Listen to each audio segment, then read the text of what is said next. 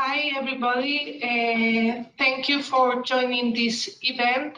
You are very welcome to this TDM International Symposium on Travel Demand Management and the TInnGO and DIAMOND's final conference. We expect more than 60 international speakers, and we have more than 230 attendees registered so far. So we hope that this will be a major event where we will be able to share our new ideas, tools, and plans for boosting gender and diversity in transport and mobility in Europe. My name is Fuente Rausey. I am from International Research Center, and I am part of the TInnGO project. So in case you have any technical problem, here is the email you can write to. It is jornadas@ittene.com. As you probably know, we are part of a major organization team, which is also composed of Coventry University, the University of Dublin, Edinburgh Napier University, and Eureka Research Center. If you are used to using social media, you can follow us on Twitter and LinkedIn. We will be doing a live coverage of the event, and you can also help us spread the word on social media using the following tags we are including here. So just very briefly, how to interact within the conference. You can interact among yourselves using the chat, and also use it for asking questions for the speakers. In this case, please, when sending your questions, indicate your name, surname, and the organization you belong to, so we can know who is asking the question, and also, of course, who you are addressing your question to. These questions will be raised by the moderators to the relevant speakers during the Q&A session and panel discussion, which is scheduled at the end of each session. After this short introduction, I would like to give the floor, first of all, to Wafa Saleh, who is the chair of the TDM Symposium. She's going to give us some introductory words. So, Wafa, the floor is yours. Thank you very much indeed, Ancesla. Thank you. Good morning, everyone. I'm delighted to be with you today to welcome you all at the 10th TDM Symposium on behalf of the TDM committee and at this joint venture, which is titled Creating a Paradigm Shift Toward Gender and Equality in Smart Mobility. I will just say a few brief words on the TDM Symposium and the history of it. So the TDM, Travel Demand Management or Transport Demand Management or Traffic Demand Management, is the same name for applications of strategies and policies to manage travel and to manage travel demand redistributed into space or time. So we started the TDM Symposia in 1998 at Newcastle University, and with then Professor Peter Hills, Professor Mike Bell, Professor Gerd Zamer, who is here today, Professor Peter Jones, Professor John Nelson, and many more enthusiastic team members. The second symposium took place at the Imperial College in 2003, and it was dedicated to the memory of Peter Hills. From then, TDM Symposia became a more regular event.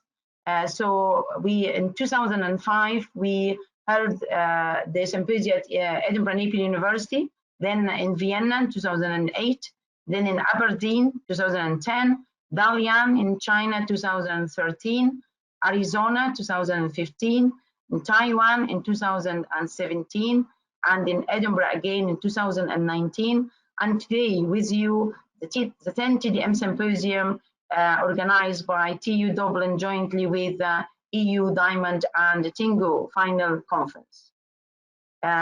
So this theme of the TDM Symposia varied and reflected many revolutions in the transportation systems, including concepts, policies, and challenges. In terms of concepts, we went through many concepts from shift, like for example, shift from predict and provide to predict and manage, sustainability, smart mobility, smart cities, connectivity, mobility as a service, and walkability as a service, and the owner of some of these are with us today. We talked about policies, pricing, automation, automatic tolling, parking management, public transport integration, and ticketing integrations and policies. But there remain always challenges. And the emphasis have always been on the transport system, to optimize the transport system, but remains many inequalities and challenges. So, for example, inequalities of income, inequalities of accessibility, inequalities of car ownership, and inequalities of gender.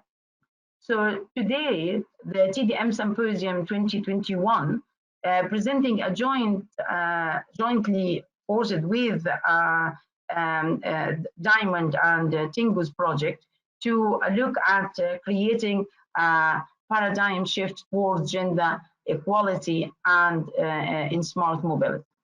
So the event will be over 3 days.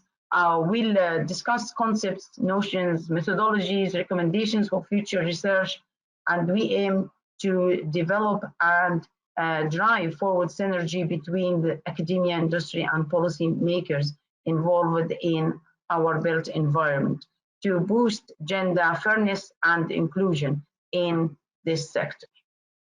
I would like to take this opportunity to thank sincerely the organizing committee of this event. The work was very challenging, especially it involved 3 organizations at least, so that was something.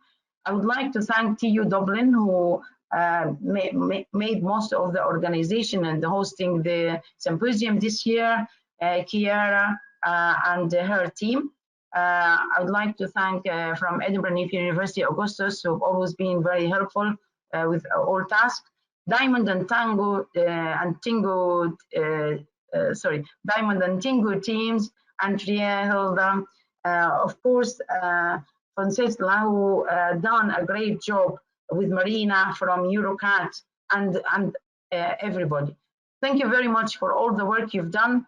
I look forward to enjoy this event with you. I would also like to extend my thanks to the delegates, my keynote speakers, chairpersons, attendees, and wish you all a very wonderful conference. I hope I will go away with lots of very good experience as ever. I hope you too will take as much as you can from this event. Thank you very much indeed. I would like to introduce now Maria Chiara from TU Dublin, who actually belongs, she's got 2 hats today, so she belongs to TU Dublin and the Diamond project. So Chiara, please take the floor. Thank you.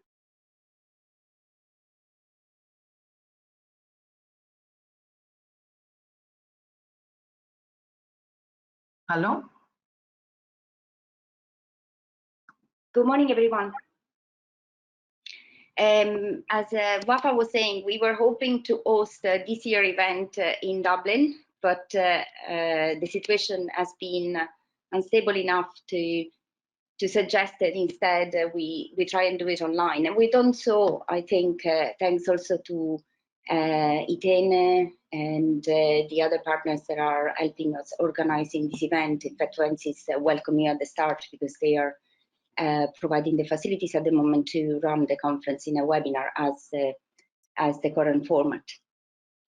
I wanted to say a big thank you also to the program committee members, because as you saw, there is the availability of the e-proceedings that collect a quantity of contribution that came from the TDM community, from the large community of practice around travel demand and mobility services, and also some of them are policymakers, some of them are industry, and some of them are from the project that were funded by the European Commission. And in fact, we have a representative of the project officer that followed the project is present today to welcome you as well, because it's important that we acknowledge that all this work that you will be presented in the next coming 2 days was funded by the EU to support the fact of creating a paradigmatic shift towards gender inequality in smart mobility, as this is what we are trying to achieve and therefore discuss with you.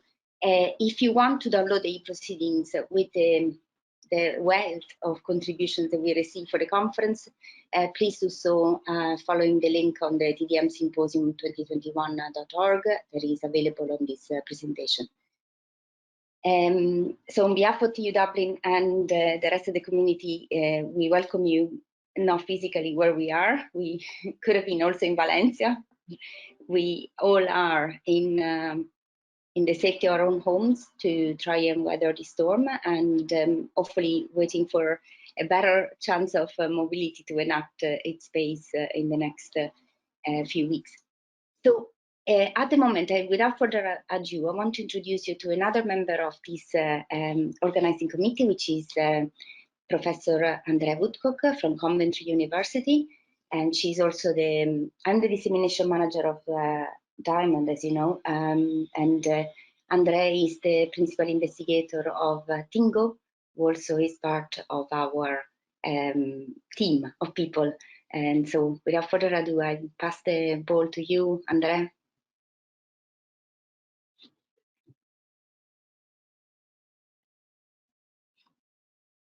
Andrea, if you're able to take over.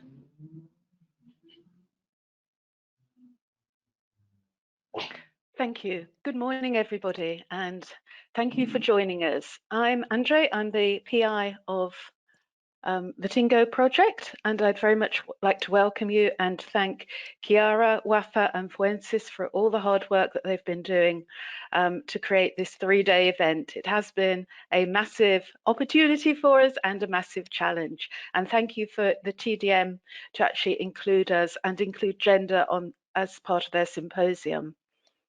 I understand that we are running late already, so as I am doing the first presentation after Anchor anyway, I'll be quiet now and continue my introductions later on. But I'm sure everyone, well, I hope everyone will take value from this and be as excited as we are about the future challenges ahead and looking at creating a fairer transport system. So I'd like to now pass on to Anka Pasca, the project officer for the H2020 Transport Research Projects and the Diamond and TINGO project officer. Thank you very much.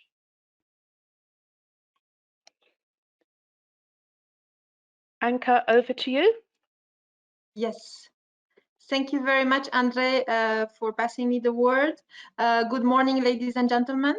Thank you for this opportunity to introduce myself and the agency that I'm working for. I'm trying to share my screen, so I do hope that you see my first slide.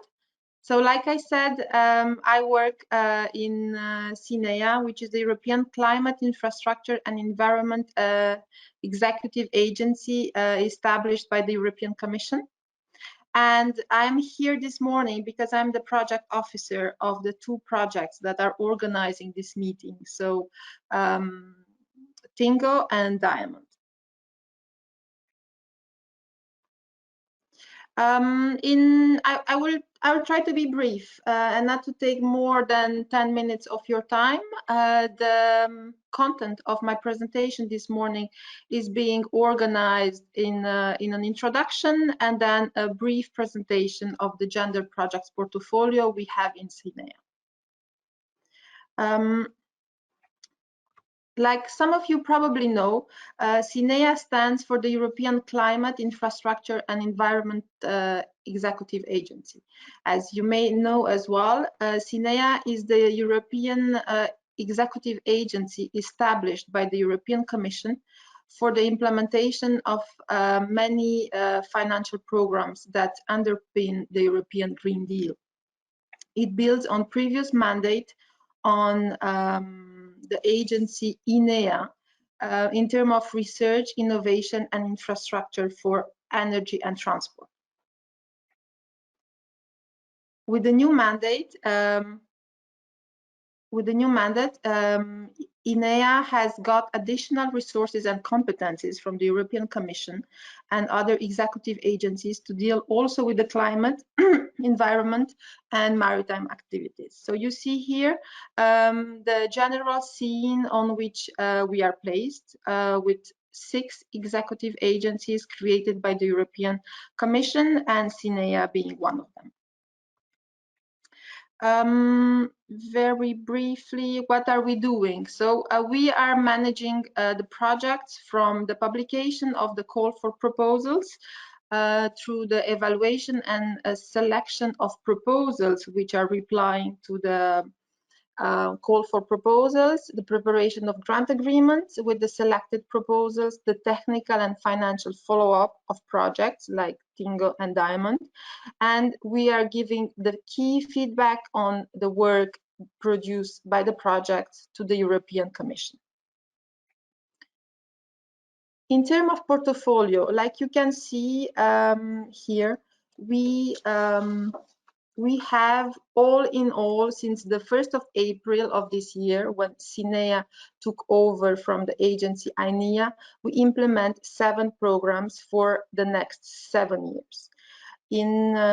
Firstly, we have the program Horizon Europe for EU program, which is the EU program for research and innovation, and which replaces Horizon 2020. In the case of SINEA, we implement the largest part of the cluster on climate, energy and mobility, accounting to 9.6 billion euros.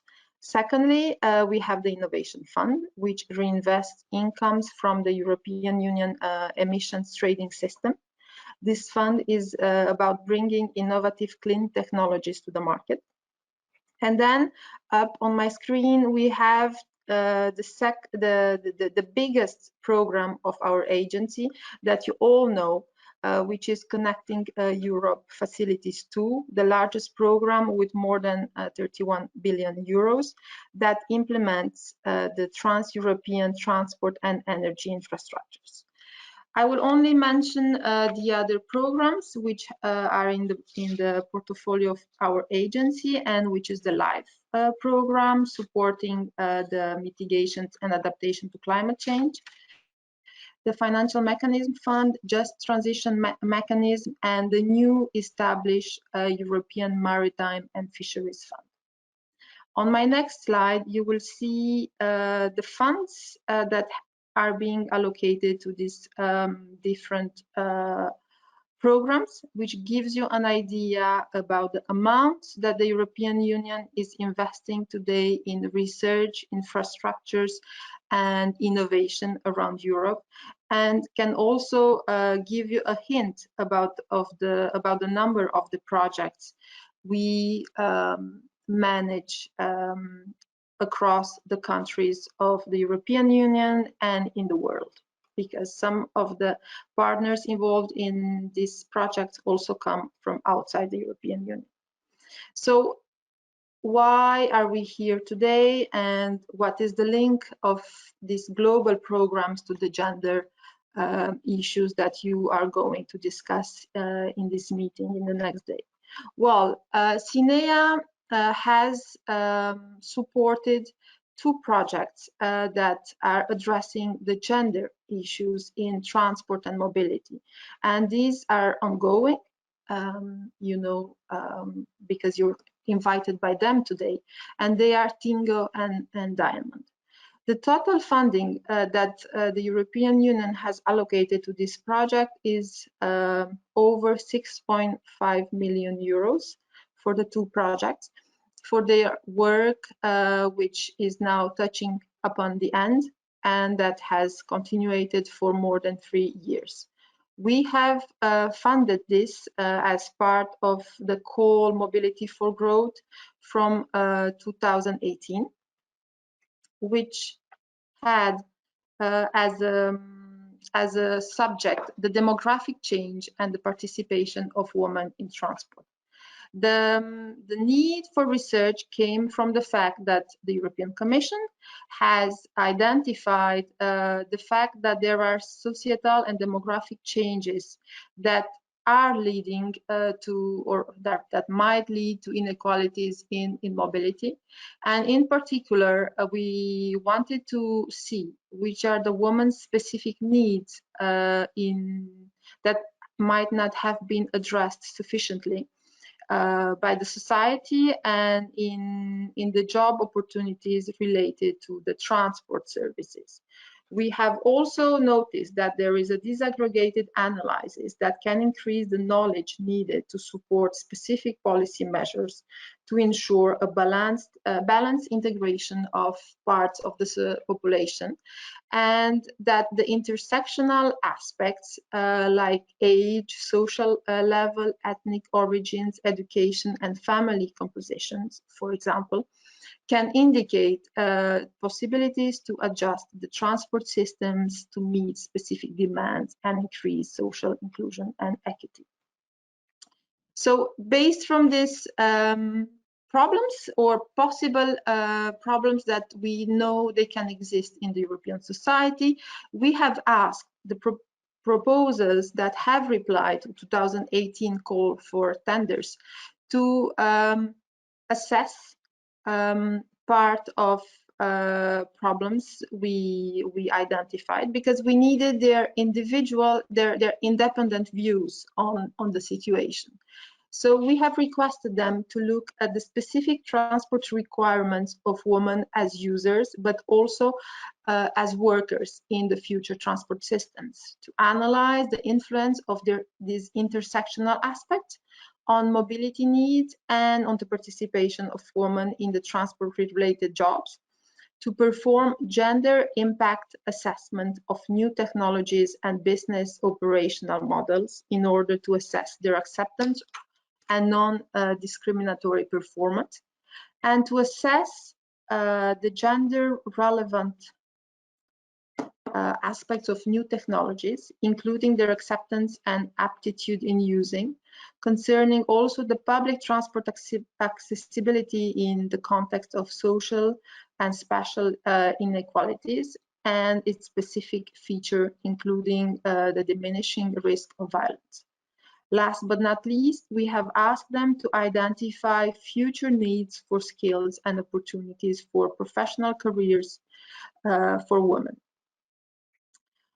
All this are part of TInnGO and DIAMOND task in the last 3 years. In terms of results and impact on the European society, TInnGO and DIAMOND are expected to provide a new level of understanding based on identified new sets of data to be used in the planning of future transport system, ensuring their inclusiveness and a higher level of social equity. This has been done by the consortium of the two projects in the last 3 years, and will be presented partly to you today. A big part of the research is available on their websites and will be presented to you today. I hope that the results and discussions will live up to the expectation we have, and I look forward to debating this with you. André, responses. This is the end of my presentation. I hand over to you.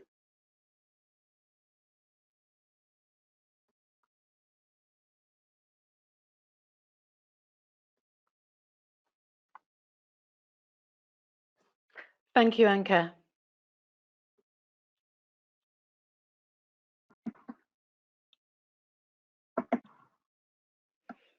Thank you very much, Anka. And now we give the floor to Wafa, who is going to introduce our keynote speaker, Glenn Lyons.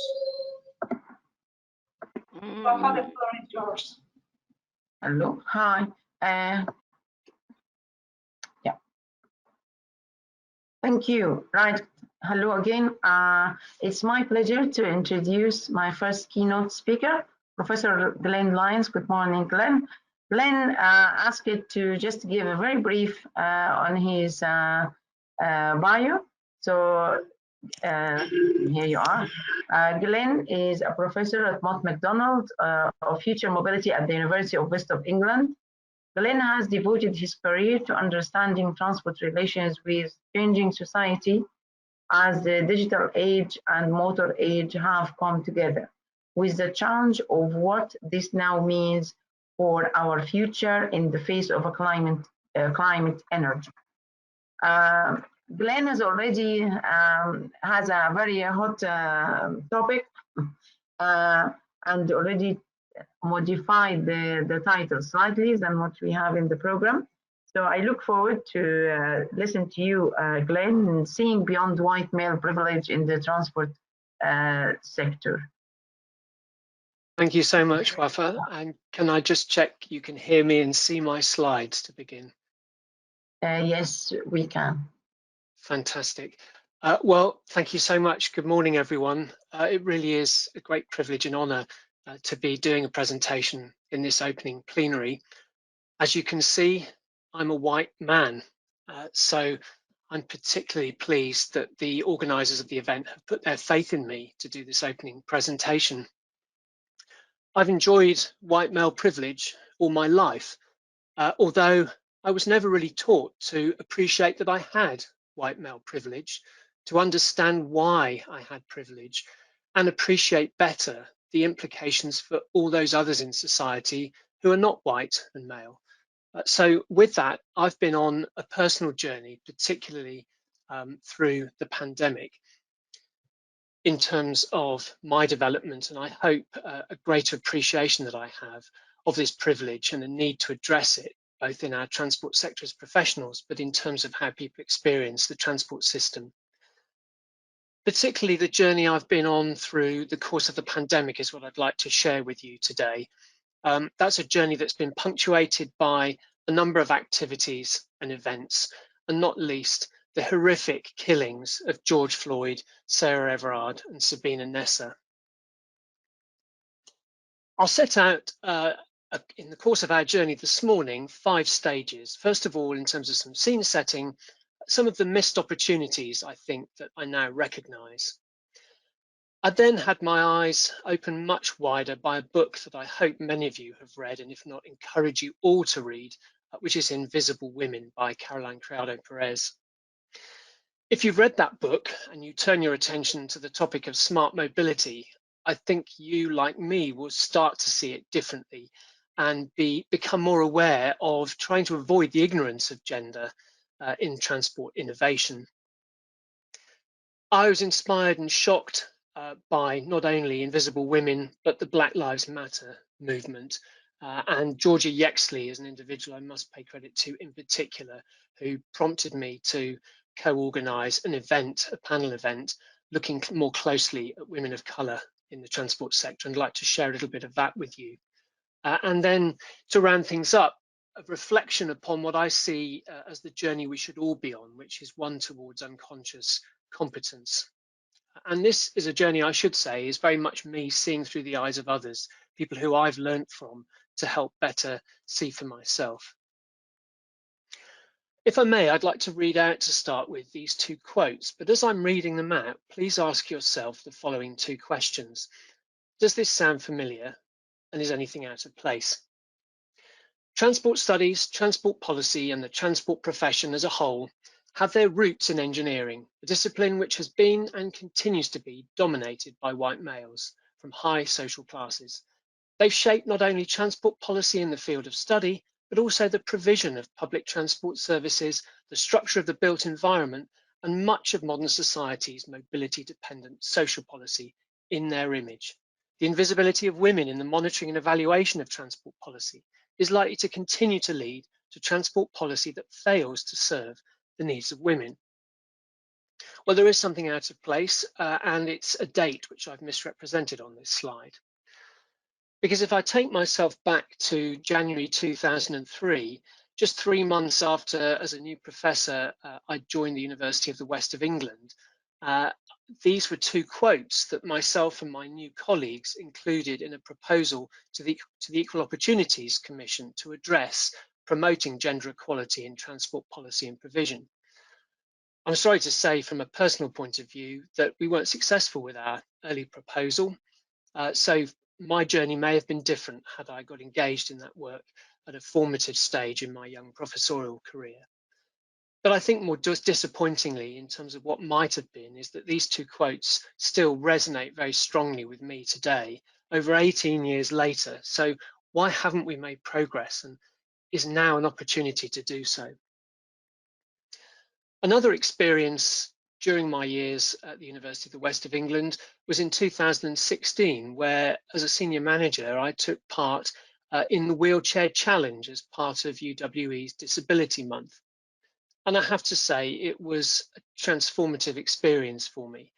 It made me realize that when I changed position, I could see in a way that I hadn't previously how disabling the university campus environment was if I were not able to walk, but instead were using a wheelchair. And it made me realize that we need to create more opportunities for all of us to walk, proverbially, in other people's shoes as part of our education and continuing professional development. More and more recently, and this is a term that my colleague Stephen Cragg has used, which is transport philosophy. I believe that what we do in our research and our planning starts with the theory, starts with the perspective we take, the way we think about the activities and the behaviours that we enact in our professional roles and indeed our personal lives. So it's a philosophical perspective that matters before we get into the detail of planning and analysis, and there we will be talking about data and indeed big data, and in turn the actions that are taken that really shape the very society and transport system that we all make use of and are part of. So, to opening my eyes wider open, you may be aware that Invisible Women was published back in March 2019. I found myself reading it earlier this year, and at one point early in the morning over breakfast, I felt so compelled to put something on LinkedIn by what I was reading, because it was beggaring belief, the things I was learning about the invisibility of women. So if I may just read out the first 2 paragraphs of the post I put on LinkedIn. Half the population hidden in plain sight, essential reading for any man in the transport sector. I'm halfway through this book and can't for the life of me work out how society, and transport especially, has got away with such willful ignorance for so long. This morning I've been reading chapter 9, A Sea of Dudes. Did you know that when it comes to crash test dummies, for decades they were based around the 50th percentile male? Cars are, in the main, not designed for women to be as safe in. When a woman's involved in a car crash, she's 47% more likely to be seriously injured than a man, and 71% more likely to be moderately injured. Yet consideration of females driving in crash tests is all but non-existent. Quite shocking, really. And I was also overwhelmed by the level of engagement in this post. There were over 1,000 engagements and over 100 comments. And I'd like to dip into those comments now, which I've organised according to a number of themes that stood out for me. I appreciate we won't have time to read through each of these anonymised comments, and I'm certainly happy to share my slides afterwards. But the first point, reiterating what I've just said, it beggars belief. And the quote at the top right, it captures it very well. I'm reading only a few pages at a time, both mesmerized by the power of data and terrified by the ignorance of those who govern our cities and countries. We really have been designing the world for the default man. And talking of men, I've realized now from these comments that terminology is just so important. When gender is referred to, it means us.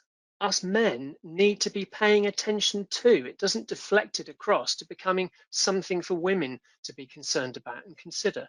Take the quote to the top left. My daughter bought me this book at just 17 at that time. She recognized this bias challenge in the industry that I work in. Well, my immediate thought was, my goodness, we need 17-year-old boys to be recognizing this as part of their education. And this becomes the point, of course, as the quote on the right says, we need more men to educate themselves and challenge norms. The idea of algorithms designed mostly by men fills me with foreboding in the context of this book. So come on, white men, for goodness sake, pay attention. And yet, many of the comments on this post on LinkedIn that I placed were, surprise, surprise, from women, not men.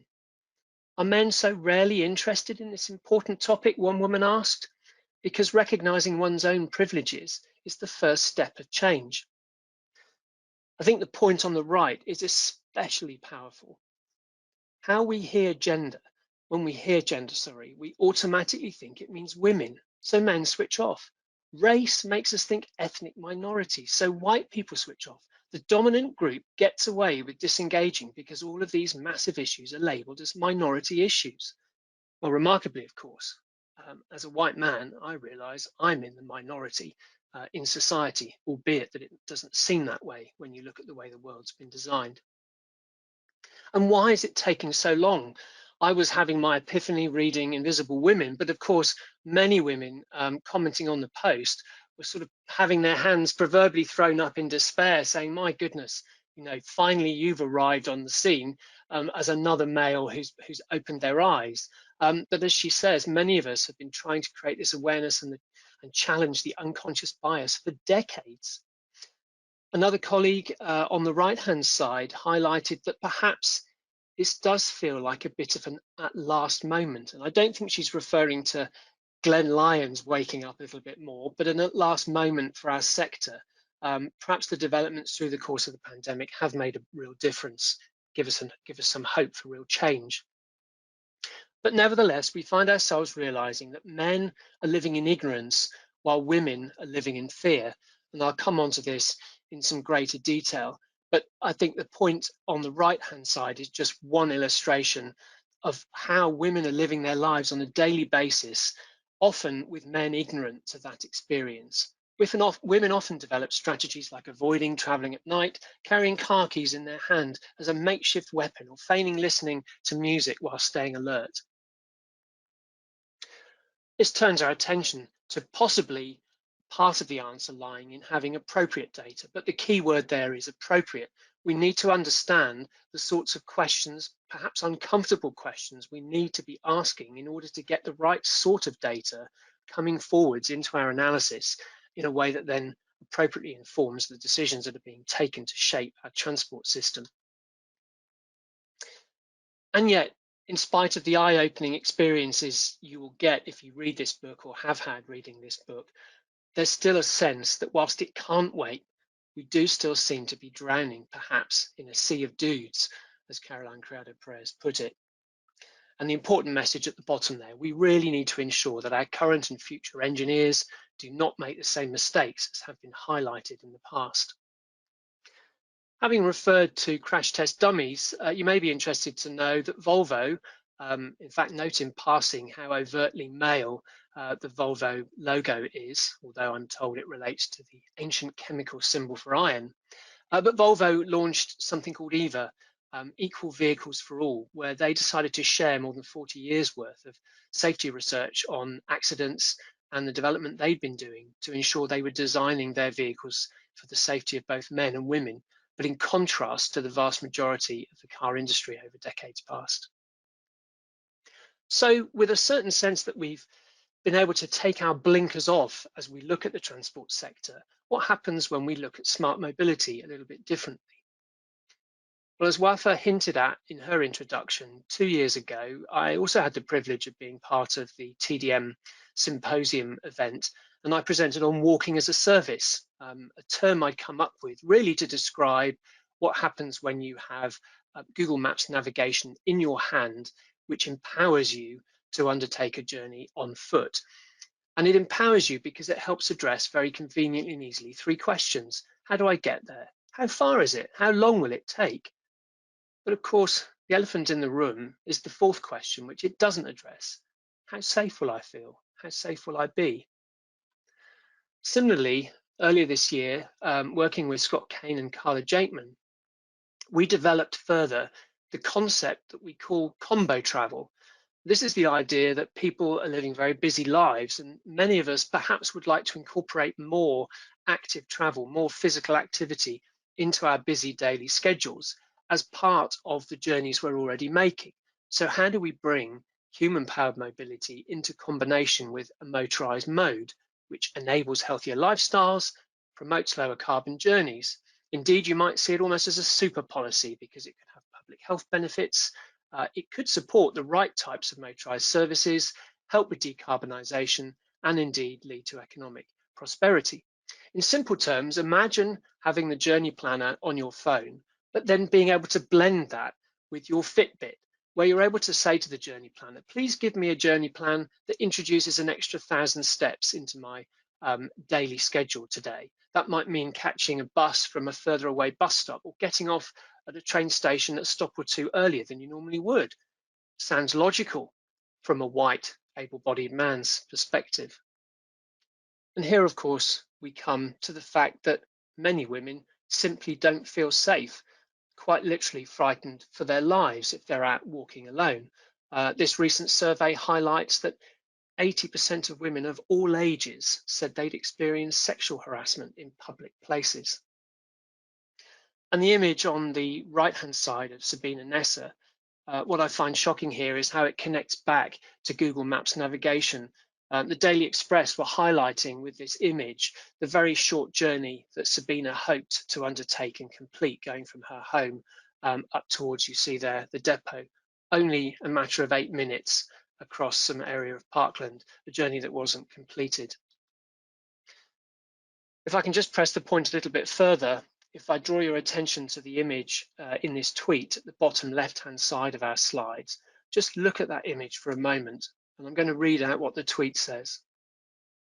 Can anyone explain why even the most unremarkable bits of stations suddenly become so attractive at night? I wish you could hear it too. There are crickets or grasshoppers chirruping almost as loud as cicadas in America. Fond memories of summers waiting for Amtrak night trains. But my female colleague, Dr. Fiona Crawford, commented on this tweet in a very powerful way. She says at the top, I'm envious that men can look at this photo and find it attractive. For me and the women who commented on it, it sends a shiver down my spine. The sounds I hear are my heart racing, my footsteps echoing, and my inner voice praying that there's a taxi waiting outside.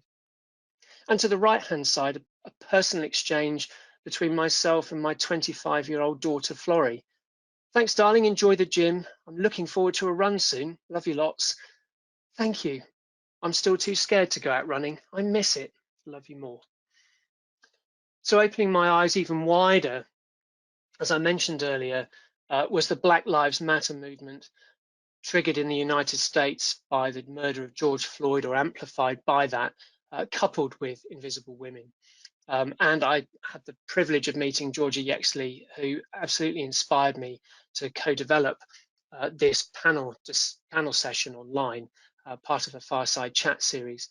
And the image you're seeing in the center here is the graphic I produced as part of the write-up for that. This notion of imagining not being white and not being male as a transport professional, someone using the transport system. Can you do that?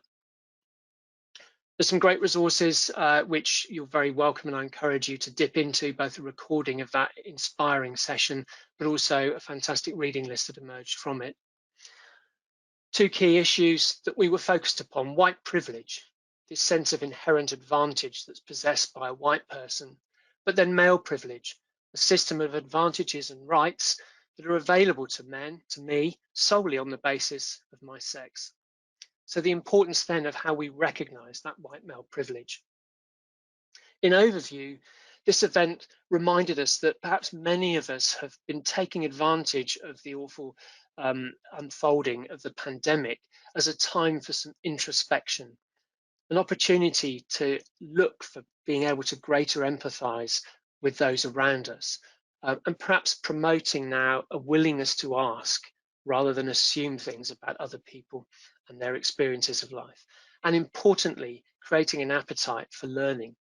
Yes, my development is later in my life than I would have liked it to be. I should have planted that tree 20 years ago, but the second best time is now for all of us to make progress on these issues. I don't have time to go into the many rich insights from this particular conversation that I had the privilege of chairing, but I've just got 2 slides of some of the insights, and I'll pick out 1 or 2 things from them.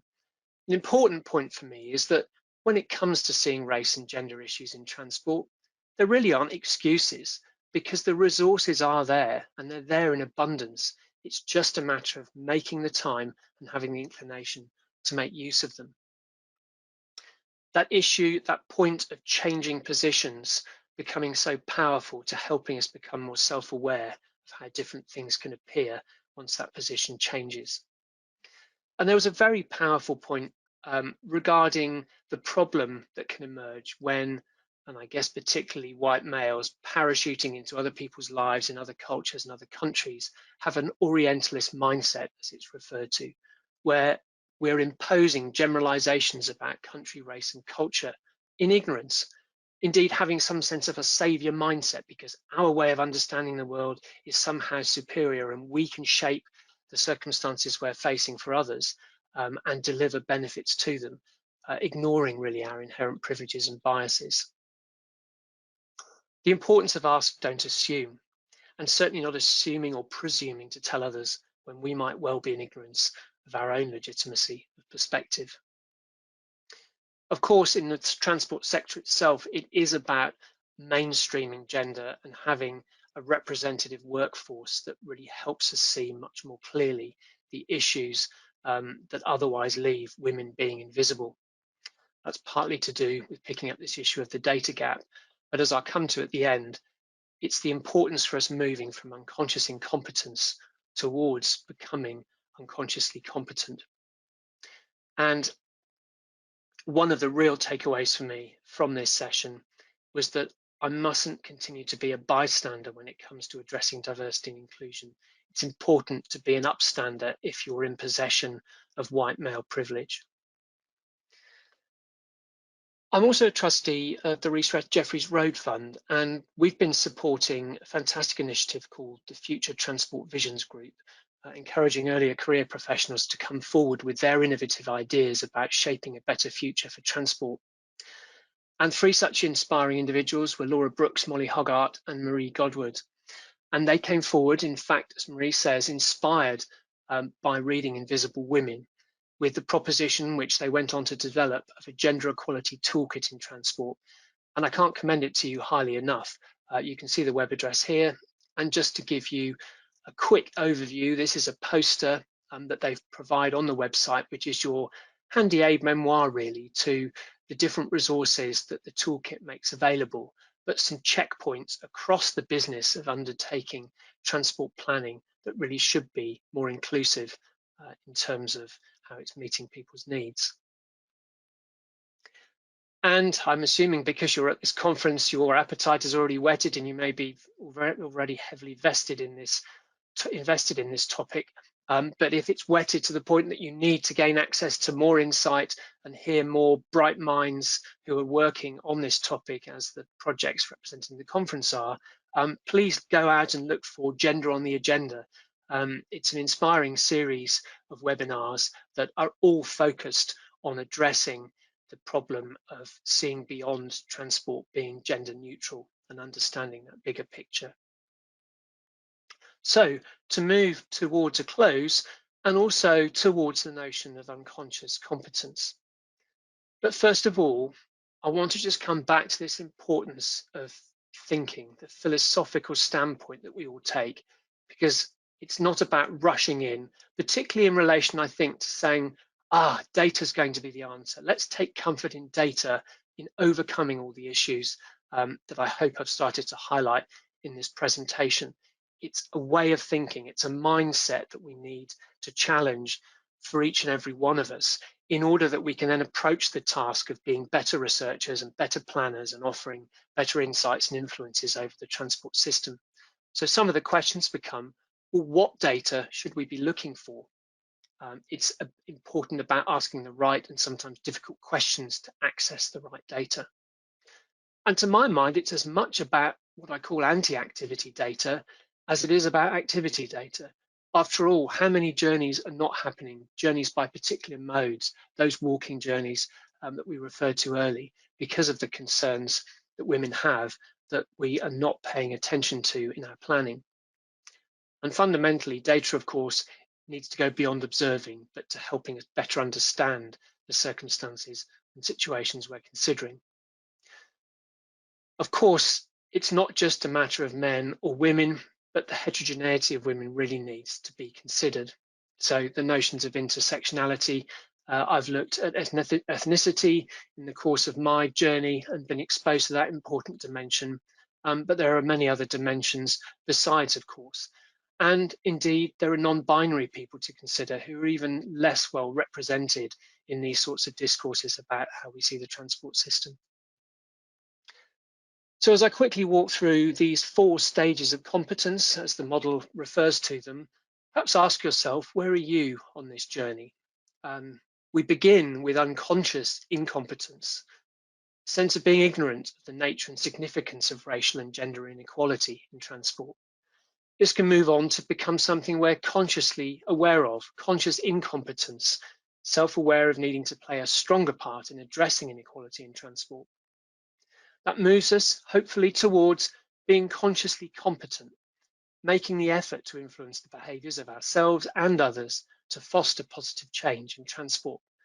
And perhaps the nirvana, I'm not sure how many reach this state and manage to remain at it, but unconscious competence, where we're automatically behaving in ways that help progress greater racial and gender equality in transport. So just to move to the final finish line, Wafa, before I hand back to you. This is a photo I took a couple of years ago before the pandemic when I was enthused about the prospect of walking as a service, this main image. A black woman meeting an old friend, bumping into them on a journey, on a walking journey, better than being in a car or perhaps even on the tube. At the time, I thought it was an inspirational journey. It's how the world should be, certainly. And yet now I realise that it's not so simple. In fact, the photo you see inset here from my colleague Jonathan Flower is a much more recently taken one, a matter of weeks ago. And there just feels something inherently wrong about it, though I'm guessing Transport for London have thought this through very carefully. But here we have an able-bodied white male referred to in the background on one short walk, one less car journey on the road today. And I can't help but wonder whether that's still reflecting an undercurrent of ignorance in how we're interpreting the transport system. Earlier this month, I disembarked from a train station and had to walk back at dusk to my parked car some minutes away. And I took this journey. I didn't look over my shoulder. I wasn't clutching my keys. I wasn't alert for somebody unexpectedly coming up to me and posing a threat. But what I was much more aware of was how that experience might have been had I been a woman making that journey back to their car, and quite frankly wondering whether I would have made that journey. So this is very real, a very lived experience, which perhaps has been invisible for far too long. And finally, of course, we've just come through the last 2 weeks, COP26. We're facing code red for humanity, as Greta Thunberg, an inspirational young woman, reminds us. And with talk of a new normal coming out of the pandemic, it seems very clear to me now that that new normal needs both. It needs us to be decarbonising, but if we're going to do that, we have to do so in an inclusive way, which is where we become increasingly aware of and no longer see as invisible ethnicity and gender when it comes to shaping and redefining the future of our transport system. So thank you ever so much for listening, and I now pass back to you, Arthur. Thank you very much indeed, Glenn, for a very stimulating and very interesting and very on the spot presentation as usual. So we might keep you as a keynote speaker in our TDM symposium. You managed to find a very interesting presentation for the topic we go by. Well, indeed, I think I do agree with you. I don't know whether we're not paying attention or we're paying attention but choose to ignore what we see. I mean, it just reminds me of we're doing lots of work to stop cars driving in the roads. And we have in Edinburgh, the northbound of the Princes Street, no cars allowed there. So there's no cars allowed there. So I think that we are able to do things. We've got the data and the observations, and many people appreciate and acknowledge, but there is, hopefully not intentionally, there's been under a consideration of gender equality. But thank you very much for the very interesting presentation. Do we have 1 minute for question, or do you have any questions? What if we get questions more than what we can cope with here, we'll collect them and email them to you, so possibly you can respond to them and get back to them or think about them and have another presentation. Yes, thanks, Wafa. I'd love to receive some questions offline if there's not time. Wafa, we don't have any questions so far, but as Glenn is going to be chair of one of the sessions today, he will be able to ask any question we may receive. Thank you very much, indeed. Thank you very much, Glenn. Do you want me to introduce Andrea? Yeah, please. Okay, thank you very much, Glenn. And yeah, so our next presentation is from Professor Andrea Woodcock. Professor Andrea Woodcock from Faculty of Arts and Humanities in Coventry University has been an active partner in the EU and RC UK projects for the last 20 years, where she has been responsible for the design of user trials and arguing for greater, more inclusive engagement of end users in the design of a variety of transport and non-transport related services. She is a PI in a number of European projects looking at end-to-end multimodal journey experiences and on including framework FP7 and H2020, and PI also on our TInnGO partner project.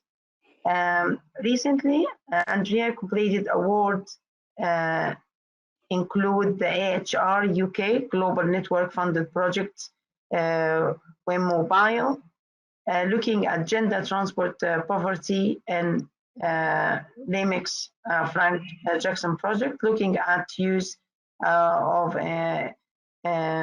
empathic design approaches to understand transport from the older user's perspective. You find also further information on Andrea on her link, which is included in the on her website. I personally would like to thank very much Andrea for her efforts and unlimited success during the organization of this joint event with many challenges we faced. You've been a great organizer, Andrea, I must say. So yeah, please have the floor, and I look forward to listening to you. Thank you, Wafa. Can everyone hear me? Yes. Yeah, we can hear you, but we need you to maximize your presentation, please. Is that fine now? Yep. Okay, thank you. So thank you, Wafa, for that introduction. Thank you, Glenn. And I hope you can see how this interlinks with what you've been saying. I am the principal investigator of the TInnGO project, and today I would like to introduce the project to you and some of my project partners, but also this is very much a personal take on some of the work we've been doing. So thank you, Wafa and Chiara, for inviting TInnGO and letting us join the International Symposium. Very quickly, the overview of the presentation is that I will introduce TInnGO to provide a context for colleagues' presentations. And if you've looked at the programme, you will see that scattered throughout it are presentations by TInnGO teams. So this will enable you to see where we're coming from. I'm going to say something about smart mobility, gender transport poverty, the wicked problems and the paradigm shifts that I hope we can achieve later on. Although we're coming to the end of TInnGO now, our work has not been completed, and I don't think it ever will be. This is an issue that we are very much engaged in, and it's not going to be over after 3 years. So TInnGO was funded under the same call as the Diamond Project, and our aim was to create the means of effecting long-term and sustainable change in transport, in particular in the then up-and-coming smart mobility sector.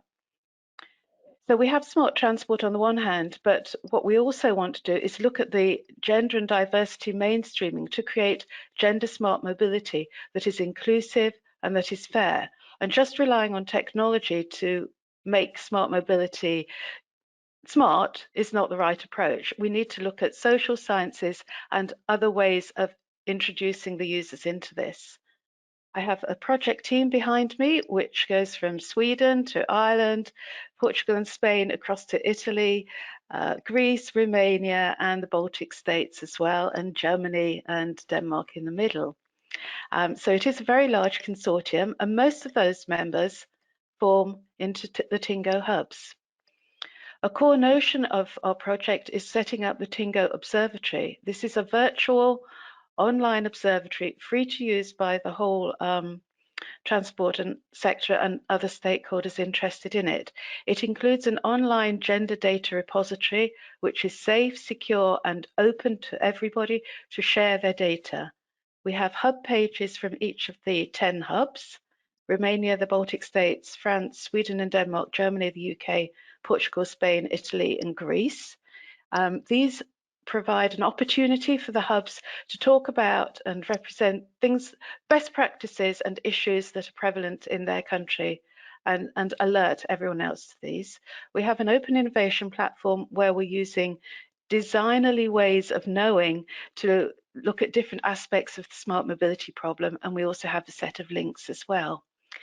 Each of the hubs has tried to set itself up as a semi-autonomous living lab. We have had a number of problems over COVID, but each of the hubs has a small domain of interest personal to them. So for Sweden and Denmark, this was around smart bicycling. For Germany, it was participatory engagement in planning processes. So there's a very small sphere that each of the hubs are interested in, and they've been doing work around this. They've also been engaged in data collection for the whole project, so we can get a snapshot of things like employment trends in transport, women's mobility patterns in each of the countries in the consortium. The hubs have also acted as beacons of engagement, activity and know-how for the local transport business ecosystem. I use TBE, the Transport Business Ecosystem, as a very quick way of saying everybody engaged in transport. But through the hubs, we've been trying to convince local authorities and local operators to use gender mainstreaming and to develop gender and diversity action plans to improve diversity in their organisations and improve the quality of the smart mobility. We've also been looking at citizen science and engagement, especially for women and vulnerable users. Firstly, to get them involved in the conversation about transport, to show us and tell us their stories, but also to look at providing the local communities with more information to empower them, to give them skills where they can actually talk about smart mobility in a way that people actually listen to them. We know a lot of the stories, we've lived through a lot of this, but again, people aren't taking notice of it and developing transport that we need. So we are all aware of the smart mobility visions, zero emissions, zero accidents and zero ownership, and the principles around flexibility, efficiency, integration, clean technology and and safety, and late into this equation are accessibility, affordability, and enhanced quality of life. However, scraping the images off the internet and performing a visual analysis on these, work conducted by colleagues at the University of Copenhagen, we can see that this is technology-led. And we're also interested in the vision that is being sold to people of what future smart transport will look like and what society will look like if it embraces the smart mobility concept. Unfortunately, women have been very late to the party. What we want to do is get women's voices into this, get women's needs recognised, and look at and reduce the barriers towards their integration in this conversation. So Glenn's already touched on a lot of this, why we need a paradigm shift. Transport and mobility conversations have moved forward in academia, but they're not actually recognised at operational level. So we have issues around gender, transport, poverty, and intersectionality. We don't see these in practice. Glenn also talked about agency. Do women feel safe? Are they free to travel? What about this as a equality of life issue? Some women are afraid to travel out. They do not have the permission to travel out or freedom to travel when, where, and how they want to travel. Progress against gender and wider diversity issues is dismally slow, and we don't know why. There's been ample evidence in the sector and in other sectors to show that diverse workforces have more tacit knowledge and understanding of the problems, they have more creativity, more innovation, and they're more satisfied workers. But there is a resistance to acknowledge gender at national and organisational levels. Related to this is that our work on employment, education and research has shown that the same problems occur in different parts of the transport sector and, to be honest, in different areas of society as well. So we have the same gender pay gaps, discriminatory work practices and lack of workforce diversity. To me, this points to a bigger problem. Okay, the transport sector is male dominated and is still male dominated, but there are other issues here which are perhaps keeping women down and not letting us have the attention we need. The evidence base is lacking and fragmented. There's still a lack of gender disaggregated data, and even with the current trials on smart mobility and like the travel plans for universities, we're still not collecting gender data, let alone doing anything with it. There are good practices across the community and these need to be centralised and evidenced, and that is part of the Tingo Observatory. In terms of a paradigm shift, I'd like to quote from Simon Norton on the Shropshire Bus Report. Transport is preeminently a human rights issue. People without access to transport can't function properly in the society we've built. We've come to tolerate a degree of discrimination against non-motorists far beyond what is in recent years has increasingly come to be seen as unacceptable. However, we can't expect transport on its own and the transport business ecosystem to solve mobility and sustainable issues. It is a wider problem than this, but transport needs to start integrating with and working with other sectors and agencies to provide smart mobility to address transport poverty. We don't need more transport. What we need is solving transport poverty as a key issue. And a first step towards doing this is to use gender action diversity action plans and gender mainstreaming. So transport poverty, I'd like to bring this into the equation. We're all familiar with the term, and from the definition of mobility and accessibility poverty, transport affordability and exposure to transport externalities, it becomes pretty obvious that some groups are exposed to greater levels of transport poverty than others. Women are a case in point, and gender transport poverty recognises that women are disproportionately burdened by added things such as their lower income rates, the multiple roles that they have to take in society, and social and cultural mobility restrictions. Glenn showed a route that he walked. I would never walk that route late at night or even in the daylight. I'm constantly alert because the public domain is not safe for me as a woman. When I walk along any path, I always look out for escape routes. And this shocked my partner that I was actually doing this. The problem with all this is that transport poverty leads to greater levels of social and economic exclusion, so it becomes a wicked problem. And this is nowhere more evident than in the intersectional analysis and the mobility indicators we've developed.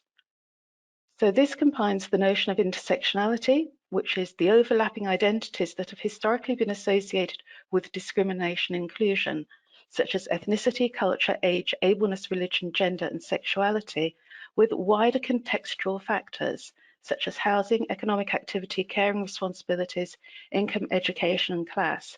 And interacting with all this are the mobility indicators of affordability, effectiveness, attractiveness, and sustainability. So any transport system, any transport solution that is going to be appropriate and meaningful has to take into account all these factors. So it is very much a wicked problem. We've used this to underpin the gender and diversity action plans to develop a design tool to help young designers understand what they are designing, what they're designing into, and to be more empathic. And also it forms a basis of the Gender Smart Mobility Charter. So transport problems, transport poverty is a wicked problem. You can see the categories of wicked problems. They're never completely solved. They're unique. There's no clear problem definition. They're multi-causal, multi-dimensional, but they're the ones that we live with and we have to face. And gender transport poverty is one of these problems. And what we've been doing is trying to look at designerly ways of thinking to understand these wicked problems and the elements of them. So design ways of thinking is empathic, storytelling, listening, using design provocations, storyboarding to understand, not only to gather the rich pictures of people's experiences, but also to represent these in a design context and maybe move this forward in terms of design solutions. Okay, they might not be right, but it's easier to talk through maybe a design drawing or design elements and sort of untangle some of these issues and then look at design research strategies to look at these. So what's the evidence for the wicked issues and what does this mean in and for practice?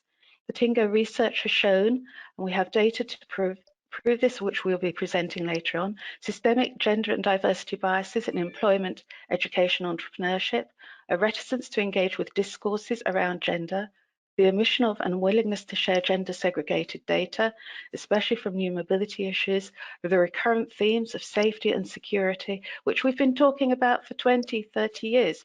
I did research on crash-based dummies in 1999. It's still an issue. And the biases in the narratives that are being put forward by the transport professionals. To address this, we've provided a number of tools, and my partners will be talking about this in the conference. Gender and diversity action plans, we've implemented these and have case studies. Visual analysis of smart narratives being put out there by the manufacturers. New networks, mentorship and case studies for women entrepreneurs and employees. Training material, a free data repository, an observatory to showcase material and tools and methods for new designers and to increase diversity in research teams. Looking at the European Mobility Atlas, they very nicely presented a historical overview of transport from BC to the present day, and they looked at the motivations for this, which included the entrepreneurial spirit, military use, or simply the desire for new ideas. My argument is that the next motivation for mobility should be to remove transport poverty as a human rights issue, and we can do this by addressing transport more holistically and as a wicked problem. I'll end with a quote from Pierre-Jean Coulon. Transport poverty and inequality should become one of the central issues when pathways to climate neutrality by 2050 are being envisaged. This goal requires a fundamental transformation of Europe's economies and societies, affecting all sectors and citizens' everyday practices. It is therefore important that Europe's decision makers recognise the complexity of the social challenges associated with this green transformation.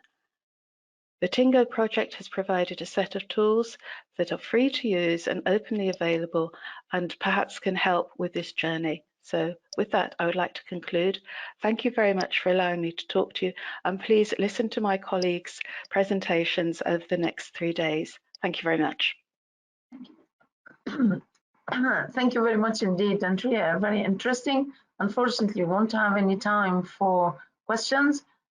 We then shall provide you with any questions we get on your talk.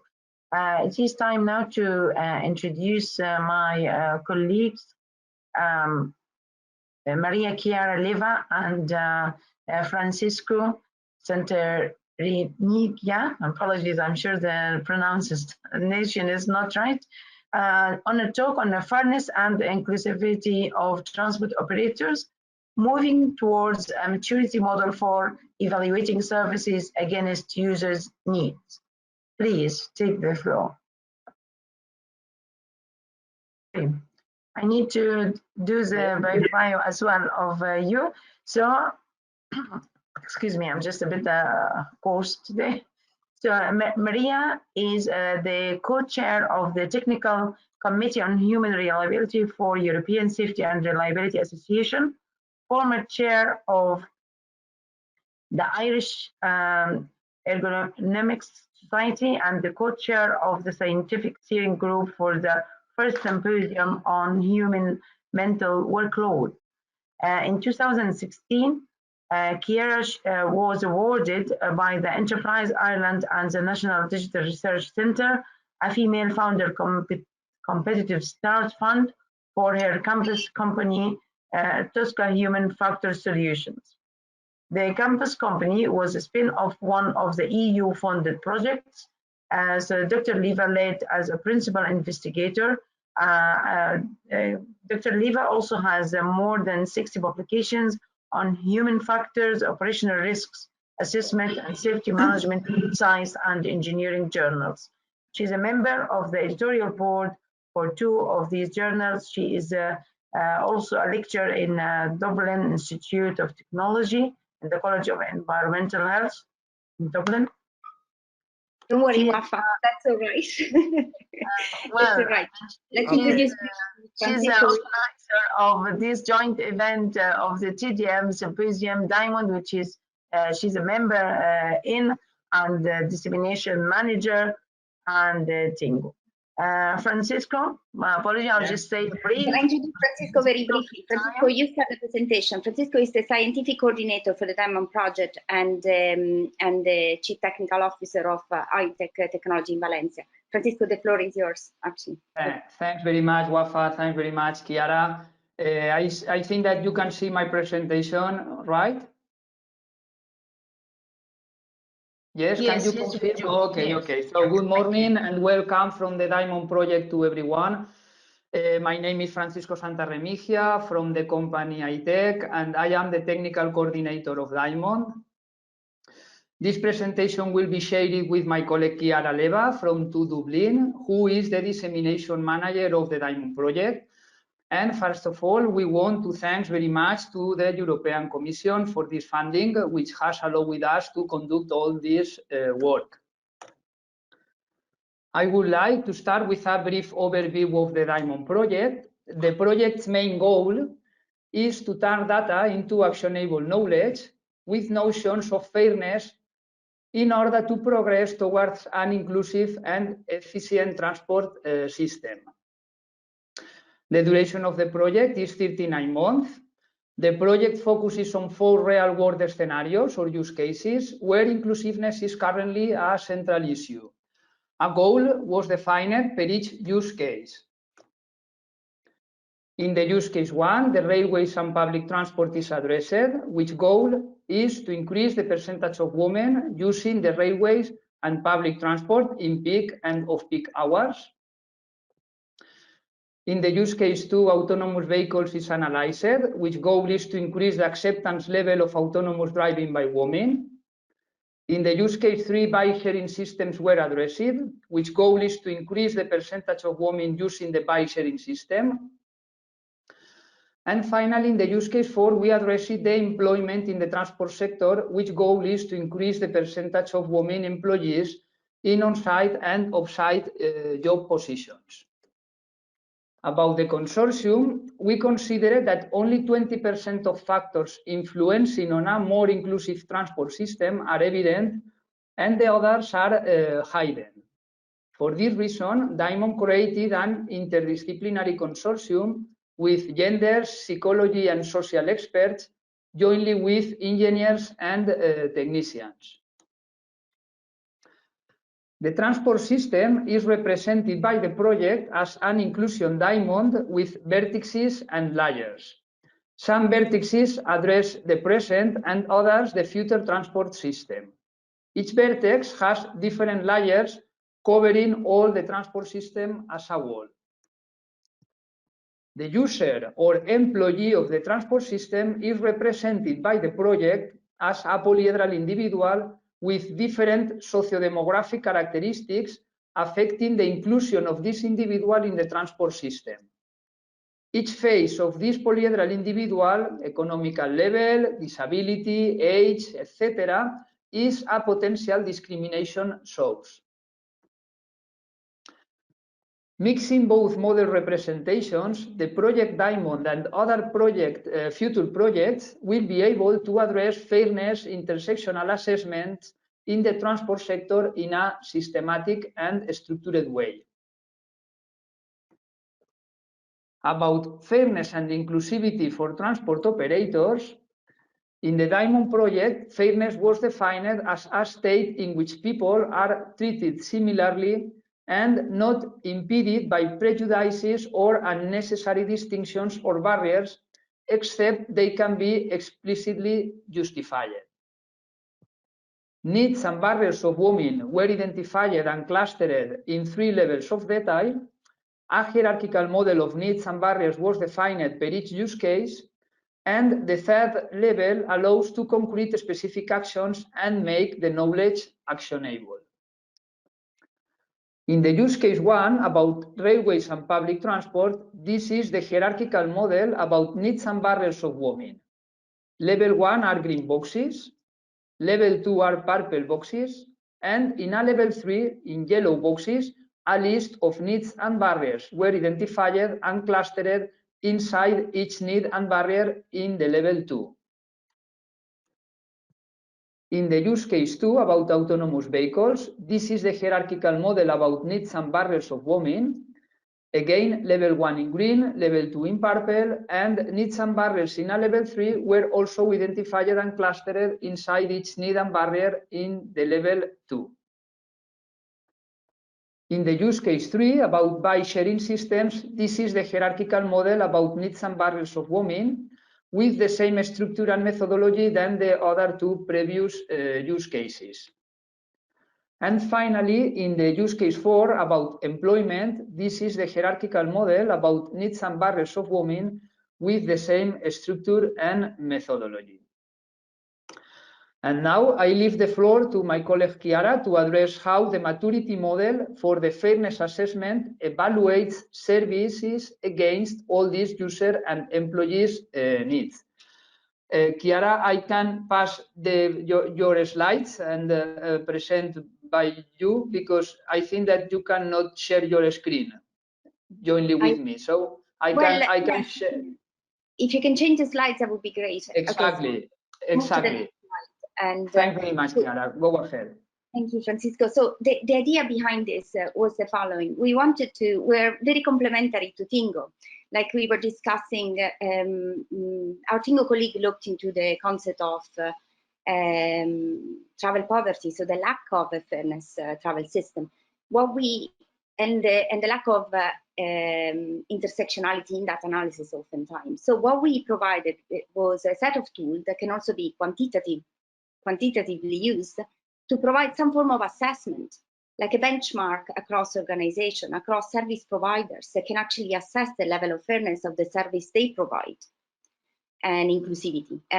So that was our aim. When we developed the maturity model, it was based on the same concept that the HSE in UK, for instance, developed for safety culture maturity model across organization.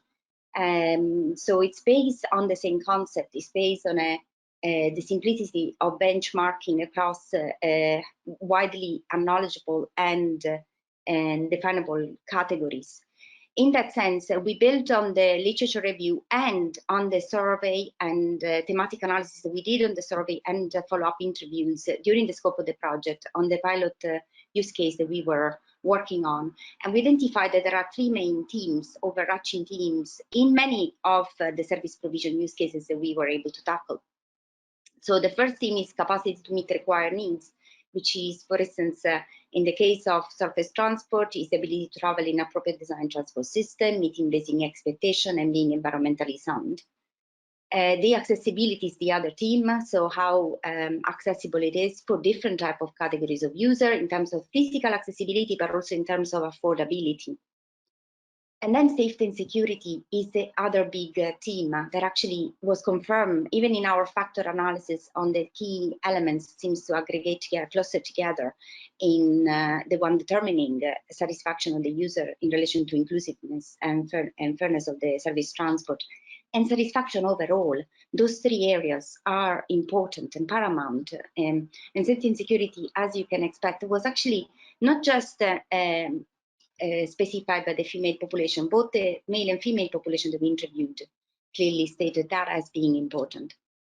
More so for the women, unfortunately, still. And the level of assessment can be over observable variables, so variables that can be used in terms of punctuality of service, the metrics that are already used in many cases by service provision and service providers organization to evaluate their own services, alongside other metrics that could be used as an audit tool. Okay, so we did this exercise. You're going to hear about it in the coming days, tomorrow actually, about how this was, for instance, done in Warsaw, and now not only the service provider but also the policymaker in that country found it useful to go out there and audit how the service was delivered and how, for instance, accessible, visibly accessible it was or not. Then there is the user perception and satisfaction. So here in the information that you get back from the user themselves, and this is the form of a survey. And then a self-audit for management, which is the toolkit that we developed within the scope of the project. Francisco, if we move to the next slide. I can only tell you that the basic idea, again, is if you benchmark maturity model for fairness, we move across different levels. So an emerging level is a level where things are just still kind of low and taking shape. So as you can expect, only 30% of the criteria are above what we consider the medium threshold. For managing level, you have 45, well, from 30 to 45% of those criteria are in that threshold. And when we are in the space of 45 to 75, we know already we are moving into a space where the service can be considered already in a good enough position for being inclusive. And then when we are above the 75 threshold, we know that we are in the space of continuous improvement, which means there is no complacency, but we are in a good situation. And some of the service providers that we had that we were lucky to interact with are actually steadily moving in that direction. There is an interest to do that. Francisco, the next slide. So as we said, we consider those three methods and we provide those tools. So in terms of a self-evaluation tool, we provided a toolkit online. We have a user satisfaction questionnaire. The observation protocol are all tools that are developed and can be given to those companies. They are available and downloadable and usable. And the self-evaluation audit is the one on which already benchmarking exercise can happen, and they can compare across different users where they place themselves. Okay, so many users are in the same category as themselves, and not only that, also provide a self-diagnosis of what their problems are, and from the good practices that were collected during the scope of the project so far, and we can increase that database, what recommendations do we provide to improve those aspects? What can be done to improve, for instance, such an aspect related to accessibility or safety and security? And the next, we'll try and be very fast because we know this is an example of the draft self-evaluation tool that we developed. In this case, is for the autonomous vehicle service provision, which is quite futuristic, but not that much if you consider how fast we're moving in that direction. So in the future, we imagine that people can be using autonomous vehicle for moving around like a taxi services. And we looked at different characteristics of the service provision that were expected and what we consider to be poor or medium or a good capacity for that service provision. Okay, then we move to the next. So this is an example. The categories are normally in the range of 20 to 30 areas in those overarching team. And what happens once we identified a barrier? This barrier has a specific weight that is also based on what we collected from the users. So from the perspective of the user, how important is that aspect? And therefore we give the priority of those barriers, and we're able to classify them and give some recommendations that were collected, also providing them a sense of importance of that same characteristics. The next. So overall, at the end of the day, what do you get? You get an overall score on how fair you are based on the criteria that I highlighted previously. So how many, in how many categories the performance is above average or above the medium threshold. But not only that, we are, because we merged this, triangulated this aspect also with some of the aspects that we collected from the user satisfaction, we can also look at different profile of users, not just women, but also user, for instance, user that have experienced discrimination, user with disability, user traveling with companions or dependents, and see how those characteristics are relevant to them and whether or not they have been met. And this will provide a future insight for the company that wish to use the self-assessment maturity model. The next slide, Francisco, please. So eventually, we like to move in that space where the recommendation become more and more meaningful.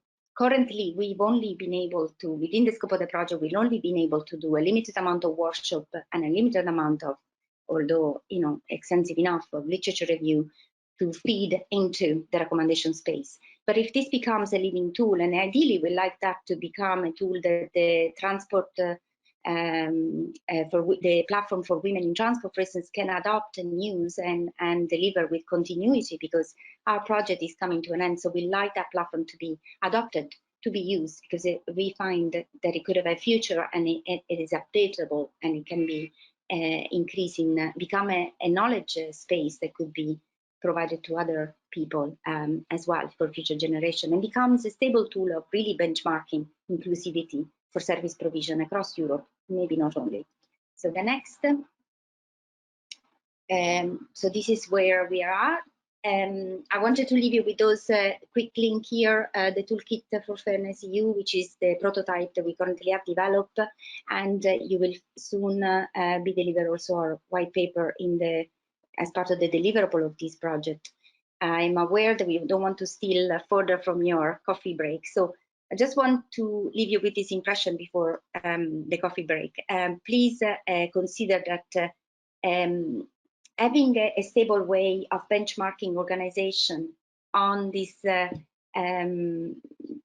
cycle of becoming fair and inclusive, and actually measuring themselves. What can measure gets done? Peter Drucker used to say, Nobel Prize for Business Studies. So I think it's the way to go. Is a good way of providing them a stable set of characteristics that they can monitor and assess themselves against, to say, are we fair in our service provision? Is our service provision inclusive? And if so, how? How can we prove it?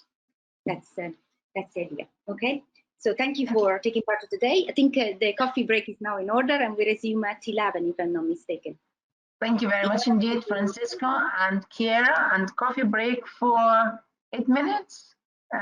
So thanks for receiving the coffee break from us. But thank you very much for an interesting overview of some of the work of the Diamond project. Thank you very much for all speakers. Please have a coffee break and rejoin at 10 UK time, 11 Central European time. Thank you. Thank you very much, Wafa. Thanks, Chiara.